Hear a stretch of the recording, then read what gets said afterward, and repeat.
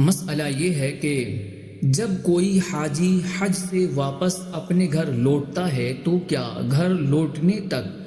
اس کے ساتھ فرشتے ہوتے ہیں؟ نیز حاجی جب واپس گھر آتا ہے تو گھر والے اور رشتہ دار اس سے دعا کرواتے ہیں تو کیا حاجی کی دعا قبول ہوتی ہے؟ جواب عنایت کیجیے۔ بسم اللہ الرحمن الرحیم۔ الجواب بعون الملک الوہاب، اللہم ہدایت الحق والصواب۔ حاجی کے گھر واپس لوٹنے تک اس کے ساتھ فرشتے ہوتے ہیں، یہ بات کہیں پڑھنے میں نہیں آئی، اللہ تعالی بہتر جانتا ہے۔ البتہ احادیث مبارکہ سے یہ ثابت ہے کہ حاجی یا عمرہ کرنے والا جب اپنے گھر واپس لوٹے تو اس کے گھر میں داخل ہونے سے پہلے اس سے اپنے لیے دعائے مغفرت کروائی جائے کہ وہ مغفرت یافتہ ہے۔ اور یہ بھی روایات سے ثابت ہے کہ حاجی اور عمرہ کرنے والا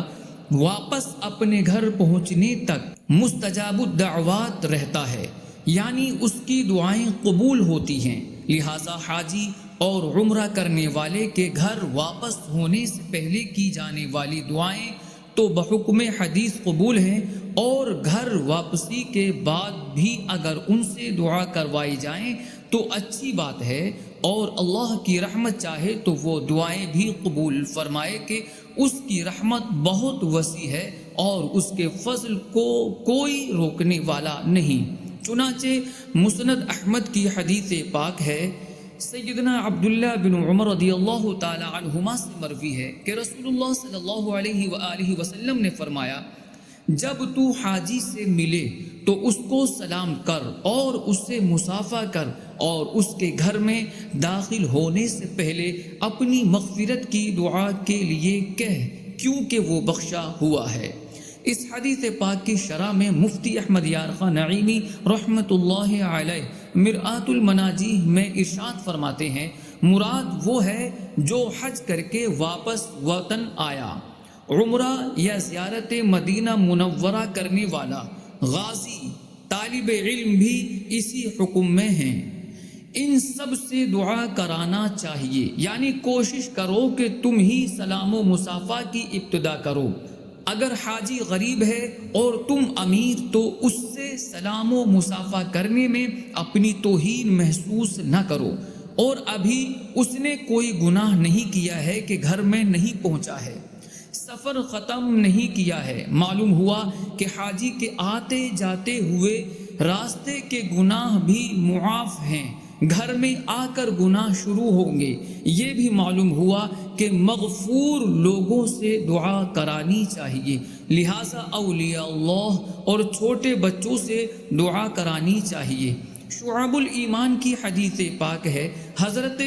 عبداللہ ابن عباس رضی اللہ تعالی عنہما سے مروی ہے، وہ نبی کریم صلی اللہ علیہ وآلہ وسلم سے روایت کرتے ہیں، 5 دعائیں قبول کی جاتی ہیں، مظلوم کی دعا یہاں تک کہ بدلہ لے لے، حاجی کی دعا یہاں تک کہ واپس گھر لوٹ آئے، غازی کی دعا یہاں تک کہ جنگ بند ہو جائے، بیمار کی دعا یہاں تک صحت یاب ہو جائے، اور ایک مسلمان بھائی کی اپنے دوسرے بھائی کے لیے اس کے پیٹھ پیچھے کی جانے والی دعا۔ سنن ابن ماجہ میں حدیث پاک ہے، حضرت ابو ہریرہ رضی اللہ تعالی عنہ سے روایت ہے، رسول اللہ صلی اللہ علیہ وآلہ وسلم نے فرمایا، حج اور عمرہ کرنے والے اللہ تعالی کے ملاقاتی یعنی اور مہمان ہیں، اگر وہ اللہ سے دعا کریں تو اللہ ان کی دعا قبول کرتا ہے، اور اگر وہ بخشش مانگے تو انہیں بخش دیتا ہے۔ مرآت المناجیح میں ہے، مسلمانوں کا طریقہ ہے کہ حجاج کو پہنچانے، وداع کرنے اور واپسی پر ان کا استقبال کرنے کے لیے اسٹیشن تک جاتے ہیں، ان سے دعا کراتے ہیں۔ یہ اس حدیث پر ہی عمل ہے کہ حاجی گھر سے نکلتے ہی مقبول الدعا ہے، اور واپس گھر میں داخل ہونے تک مستجاب الدعوات رہتا ہے۔ واللہ اعلم تبارک و تعالی ورسولہ اعلم صلی اللہ علیہ وسلم۔